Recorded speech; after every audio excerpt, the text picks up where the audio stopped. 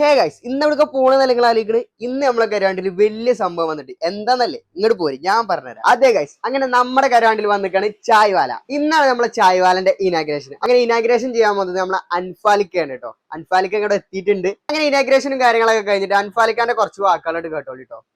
ചായ അല്ല, ചായക്ക് കുറെ കഥ പറയാനുണ്ട് അല്ലേ. അപ്പോ നമ്മൾ ഇപ്പൊ എന്നെ സംബന്ധിച്ചൊക്കെ ഞങ്ങളൊരു 3 മണി 4 മണി കഴിഞ്ഞാൽ എവിടെ ചായ കുടിച്ചാൽ പോകാന്നില്ല ലിസ്റ്റ് ഇടും.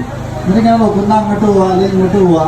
അപ്പൊ അതാ പോയി ആ ചായ മാത്രമല്ല, അവിടെ കുറച്ചു നേരം ഇരുന്ന് കുറച്ചു നേരം സംസാരിച്ച് അവിടെ ഇരുന്ന് കുറച്ച് ഗോമ കളിച്ച്.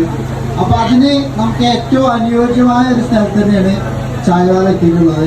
അൻഫാലിക്ക് പറഞ്ഞ പോലെ നിങ്ങൾക്ക് ഒരു ഫ്രണ്ട് ഉണ്ടെന്നുണ്ടെങ്കിൽ അത് 50-60 കിലോമീറ്റർ പോയിട്ട് ചായ കുടിക്കണ ഫ്രണ്ട്സ് ഉണ്ടെന്നുണ്ടെങ്കിൽ എന്തായാലും മെൻഷൻ ചെയ്തോളൂ കേട്ടോ. കാരണം അത്രക്ക് അടിപൊളി ആംബിയൻസ് ആണ് ഇവിടെ നമുക്ക് ഒരുക്കിയിട്ടുള്ളത്. ഒരുപാട് ഐറ്റംസ്, വെറൈറ്റി കടികളും കാര്യങ്ങളും, അതുമാത്രമല്ല ബ്രോസ്റ്റ് ഉണ്ട്, ഷവർമ ഉണ്ട്, എല്ലാ സംഭവങ്ങളും ഉണ്ട് കേട്ടോ. അപ്പൊ വേഗം ഫാമിലി ഫ്രണ്ട്സ് ഒക്കെ ആയിട്ട് പോകുന്നോളൂ. ലൊക്കേഷൻ വരുന്നത് നമ്മളെ കരുവാരക്കുണ്ട് ഇക്കോ വില്ലേജിന്റെ തൊട്ടപ്പുറത്ത് തന്നെയാണ് കേട്ടോ.